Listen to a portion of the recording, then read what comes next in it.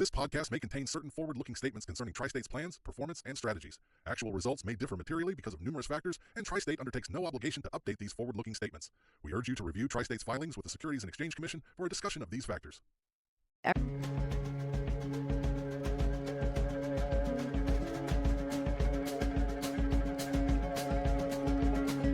Every minute to minute, hour to hour, the loads are changing, the resources coming online, going offline, having outages, various conditions are changing. Batteries can help by stabilizing some of those changes as they're happening because the batteries are very responsive in a very short time frame. Thank you for joining us for Western Watts. I'm Elizabeth Shilling. I'm Julia Eshelman. And today we have the pleasure of talking with Sarah Ruen. Sarah, thanks for joining us today. Thanks for having me. Okay, so tell us about your role at Tri-State. What's your title? What do you do? I am Vice President of Regulatory and Origination, and I lead the teams at Tri-State who are ensuring our state regulatory compliance, who are originating new generation and sales contracts, and are obtaining and maintaining our transmission service contracts, which help deliver our power from our generation to our load. It's a lot. What does your day-to-day look like? Yeah, great question. No 2 days look alike. We have some days where I'm working with the team on strategies to develop our testimony or hearing materials. We are working on pathways to address our contractual obligations. Other days we have discussions with external regulatory stakeholders or negotiations with contract counterparties. And we're often fielding inquiries from our members and other external groups or helping prepare analytical briefings on a large variety of different energy management topics. Additionally, our teams work closely with other teams at Tri-State to implement and manage some of our member programs, including the Bring Your Own Resource program. Could you explain what origination means? Origination relates to contracts. That's really what we're talking about, is the creation of a new contract agreement. Thank you. I was like, actually, what does it mean? So there's a lot of elements. What drew you to this space and this work? I've spent my entire career in the energy policy and regulatory arena. I've always enjoyed energy because you learn something new every day, and this field is constantly evolving. And I enjoy the challenging nature of our work and collaborating with people who have differing perspectives and backgrounds so that we can come up with solutions to meeting our members' needs. There's a lot specifically going on right now, too, in the energy universe. The sector is really evolving, and it just continues to change. So you're looking at this industry that's constantly evolving. Your work is constantly evolving and trying to look to the future. So as you're helping Tri-State procure the resources that match our future energy demand, what kind of new resources are we looking at adding? Our 2023 resource plan called for the addition of approximately 1,650 megawatts of new gas, renewable, and battery storage resources. So we're adding storage to our portfolio for the first time, which is really exciting. What's the benefit of battery storage for electric utilities? How would we use batteries? As utilities like Tri-State are adding more and more renewable generation to their mix and retiring some of the older units in our fleets, we see that batteries are an increasingly valuable asset. Renewable resources are intermittent, so the timing of their production of energy doesn't always align with the timing of our peak load needs. And so using batteries gives us the flexibility to store the energy for use at a more optimal time. Batteries can help make low-cost renewable generation available at times when market prices might be high or when severe weather events impact our other resources or cause changes in our loads. Batteries can help strengthen our network and improve reliability by reducing the strain on transmission lines during peak times. They offer a range of services, which are referred to ancillary services. It's a technical term, which just means that they're preventing outages by responding to changing conditions on the grid. We're at the generation and transmission level, the G&T level. What's the difference in the use of batteries at the G&T level versus the distribution utilities, the ones serving those end consumers? Tri-State is going to operate battery storage at what we would refer to as utility scale. These are really large 50 to 200 megawatt batteries. They're similar in function to distribution level storage, but on a much bigger scale. And they're interconnected to the transmission system, which will enable the power to be moved across the system to where it's needed. Additionally, by working with our members, distribution-connected storage can also be added to the system through the Bring Your Own Resource tariff, the Demand Response Rider, or Board Policy 115 programs. You talked about batteries being able to help transmission. What's the broad generalization of how it supports it? Essentially, it's those ancillary services that I was referring to when there are issues on the grid, minute to minute, hour to hour. The loads are changing, the resources coming online, going offline, having outages, various conditions are changing. Batteries can help by stabilizing some of those changes as they're happening because the batteries are very responsive in a very short time frame. What about cost? Is there a cost-saving element to it? Every resource needs to interconnect to the transmission system in order to deliver its power. And some are going to require costly transmission upgrades in order to interconnect at a given point. Surplus interconnection for some of the batteries can mitigate transmission expenses because surplus allows two resources to share the point of interconnection rather than having to further build out the transmission system to accommodate more injection capacity. I have an analogy, though, in my head. Okay, we have this highway, which is the transmission lines, and there's some places we've already built on-ramps, and they're not at capacity. They aren't full of cars coming on. We have room to use those on-ramps that are already built rather than build a whole new on-ramp. I like that. Yeah, at times we have room on that interconnection highway. Okay, it's locked in here now. I get it. Thank you. Okay, so reliability, you kind of touched on that a little bit, but can you talk more about how that plays in? Our resource plan modeling shows that the 10 bids that were selected in our electric resource plan are expected to be the most cost-effective investments that are needed to help maintain our system's reliability. The semi-dispatchable resources are critical to managing reliability on our system, especially with our diverse resource mix. The battery can be kept on standby and begin supplying power in a matter of seconds, which is really much faster than other conventional power plants. And this means they can respond quickly to keep the lights on in emergency conditions. Can you touch on how important speed is and how much of a game changer that is for the system?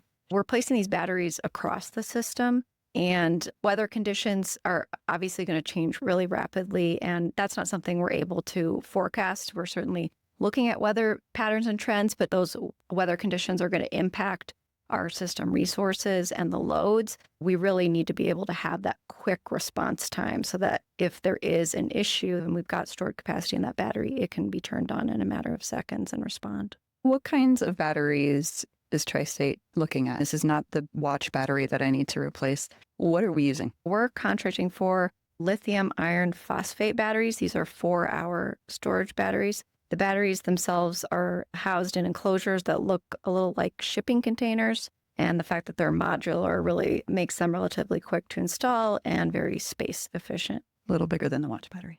That's right. How many megawatts of battery resources are we planning on building for? Our 2023 electric resource plan calls for 650 megawatts of hybrid and standalone storage resources. I know it can be variable depending on how many megawatts each one is, but is that like 4 sites? I think we had 5 different projects, different locations in our resource plan for standalone storage.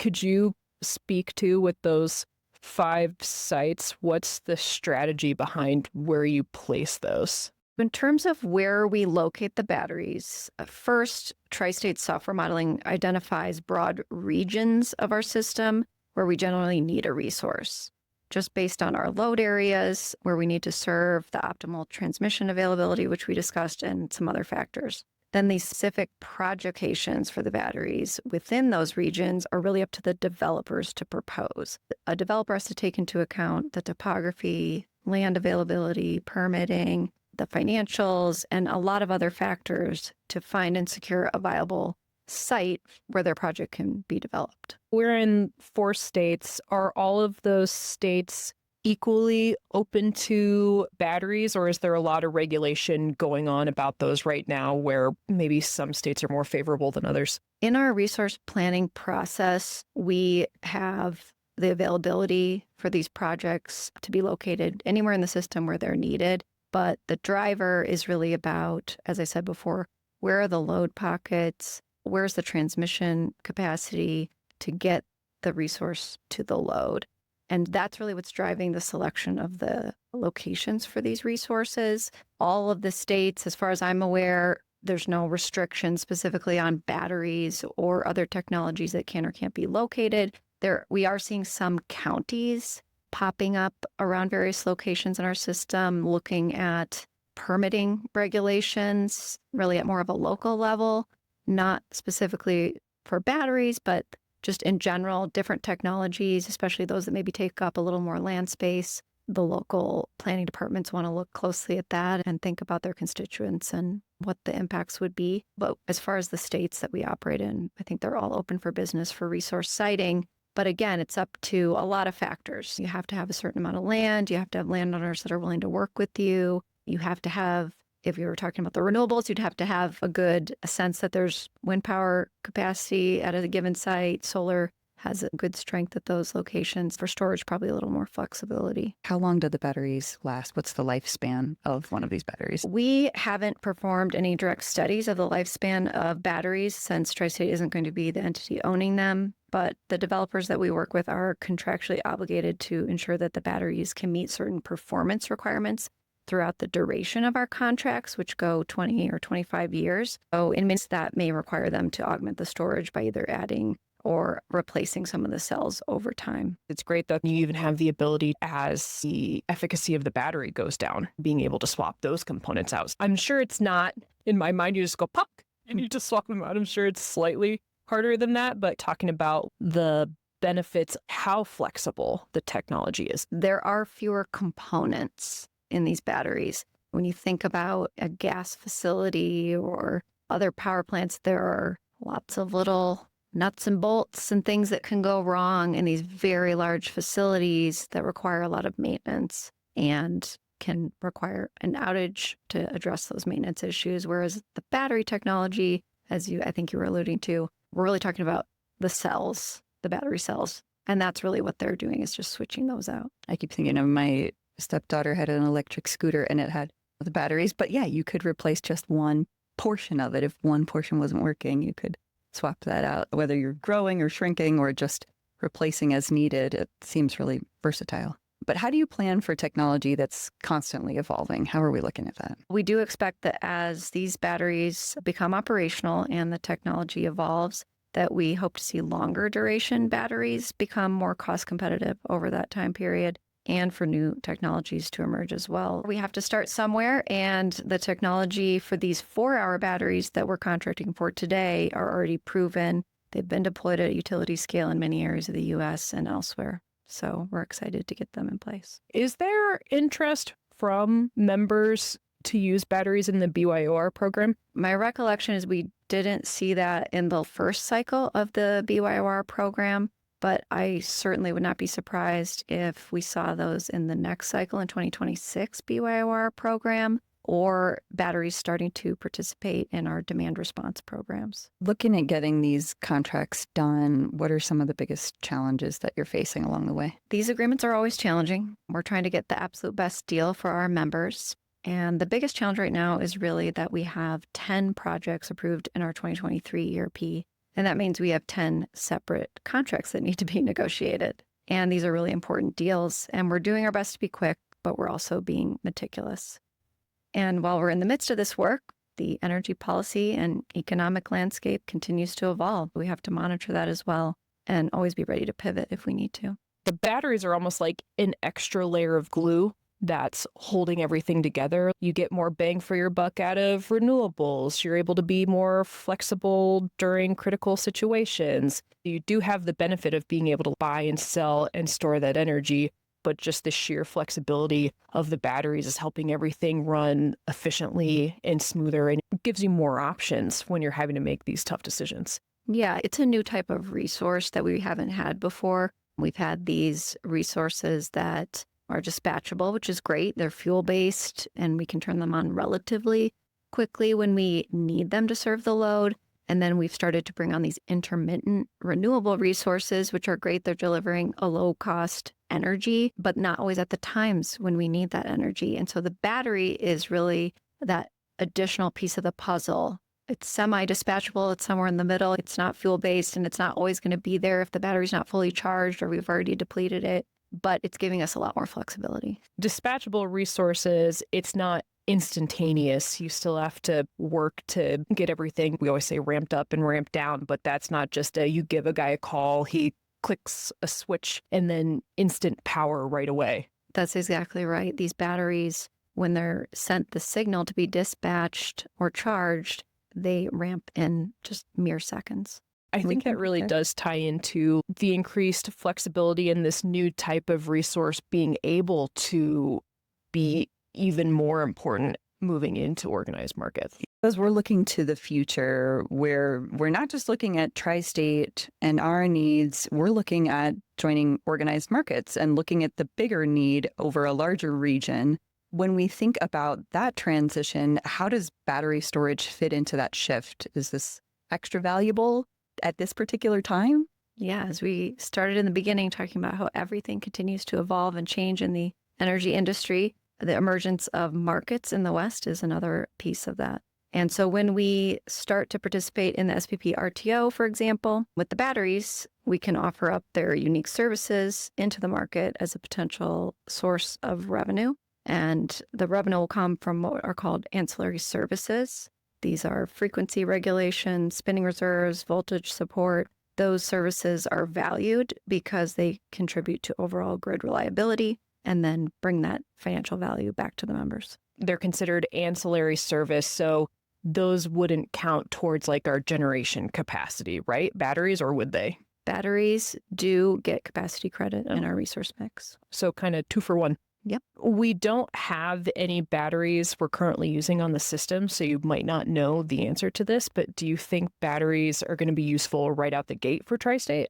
I do. And the reason is because we've been increasing the amount of renewables on Tri-State's system for many years, and we have 2 more solar facilities coming online this year. As soon as those batteries come online in the next year and a half and beyond, we're going to see that value in being able to move the power to points in time when we need it most, which we don't have that ability today. We're really at the mercy of whenever those facilities are generating power.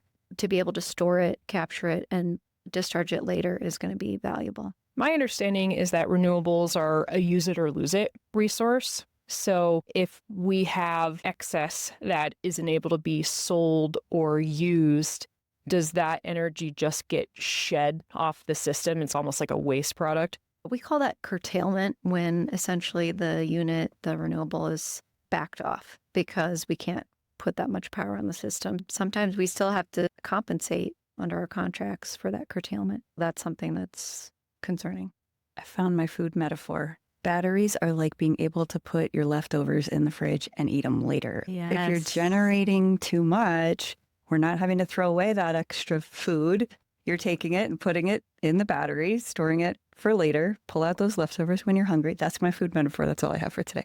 As you're increasing renewables onto the system for that lower energy cost, you really need the batteries to support and get the best bang for your buck. Otherwise, you just have the curtailment and it's just product that you can't use, essentially, which sucks. That's right. Batteries are really going to unlock more of the value of the renewable resources that we have online. I'm happy with my food metaphor. I hate wasted food. That was a really good one. It's not just the leftovers. There's other value, right? We're not just capturing that with these standalone batteries. They can also take power from the grid and then just we'll use it later. It's also just about moving things around. The other part of your analogy is probably if you bought all those great groceries and put them in your fridge, the batteries are going to let you eat them later in the week. Yeah, I like it. Just keeping it fresh. Better. A superfood highway metaphor.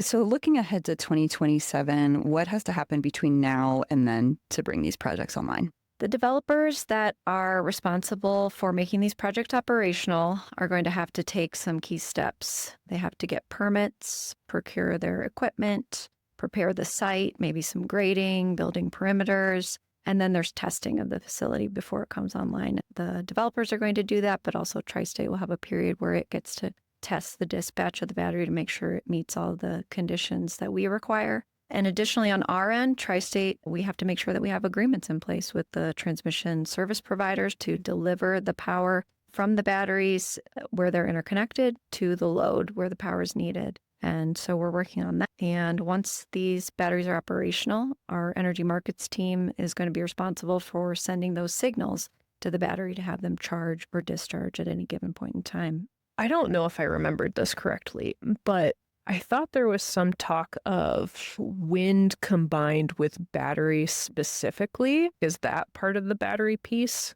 Yes, that's what we would call a hybrid unit. We're actually looking at, in our preferred portfolio, a solar hybrid, where the battery is then solely charging from that renewable that it's co-located with and not taking charge from the grid. It sounds like the hybrid systems, those get paired with a renewable resource, which I assume would just be solar and wind. Could you talk about how batteries work with each resource? If you're asking about a hybrid where we have a battery co-located with a renewable resource, sharing that interconnect when the solar is producing and that energy otherwise might be curtailed, or we just want to store it for later, we're going to use it to charge the battery. And then when the sun is set, the solar's not producing, but we still need energy on the system, we'll use what has been stored in the battery to discharge onto the system. It's moving that power around to those different segments in time when we need it. When Tri-State's thinking about our battery strategy, I imagine there's other entities that might want to weigh in on that. How do stakeholders play into that conversation? Tri-State is always in communication with our external stakeholders. These groups often include developer associations, environmental advocates, state agencies, and our members, of course. And as the technologies are evolving, both for batteries and other resources, we do have direct industry research that we look at and review in preparation of any electric resource planning process that we're doing. But we also learn from our stakeholders about emergent technologies that we should really be considering over time. And when these technologies mature and they're market proven, that's when we can evaluate them as specific project bids submitted by the developers. And then we get to see how they stack up in that evaluation process. Our stakeholders are very in tune with our modeling and our resources, and they do ask a lot of great questions and give a lot of input. Was there anything a stakeholder brought up as a question or something that surprised you? What I recall us discussing in our last resource plan is stakeholders were interested in at least seeing if we could get bids for longer duration storage technologies. We did at least open the door to see what those technologies might be out there in the marketplace and whether or not they were competitive. What excites you most about the future of battery storage in the cooperative space? I'm really looking forward to seeing these 4-hour batteries come online and begin delivering value for the tri-state system, but also to see what the future holds for other types of storage and emission-reducing technologies that can continue to enhance reliability, responsibility, and affordability of the system for our members in the years to come. Is there any plan to try and pair a battery up with one of the solar facilities that Tri-State just built? We don't have any plans for that. It's an interesting idea. The way to think about it is our solar facilities are injecting into the grid. We're moving the power to where it needs to be. And the way that our resource plan modeling looks at these batteries and where they should be sited takes into account the opportunity cost and where is the best location for these resources based on the loads, the existing resources, transmission constraints, environmental considerations, all of those factors. Batteries, they're going to be in the same transmission areas of some of those renewables. I would be really interested, and I'm sure you guys will have to show results to the board too after you've had them for maybe like a year or so. What were the cost benefits and all that stuff? Absolutely. That'll be really cool. Charts. We all love charts. Yeah, we're going to have more of them. We've got a lot of them now, and we're about to have more. Yeah. Even like avoided costs from weather events, just like a running tally of all of the things that they were able to either prevent or mitigate or exploit for market prices and stuff, because you don't know any of that yet. Exactly. We have forecasts and we believe we see the value there, but the exacts, the specifics, how this will all work once we're in the market, I think we're going to learn a lot and we're going to find out how good of a job we did in forecasting. Exciting. Sounds like a lot of work has already been done. We're not to that point where we can see all the benefits of the batteries, but seems like huge progress. Thank you for taking the time to sit down with us and get into some of the details. Happy to do it. Thanks for tuning in to Western Watts. You can find us on Spotify, Apple Podcast, YouTube, or on our website at tristate.coop/WWpod. We'll catch you next time.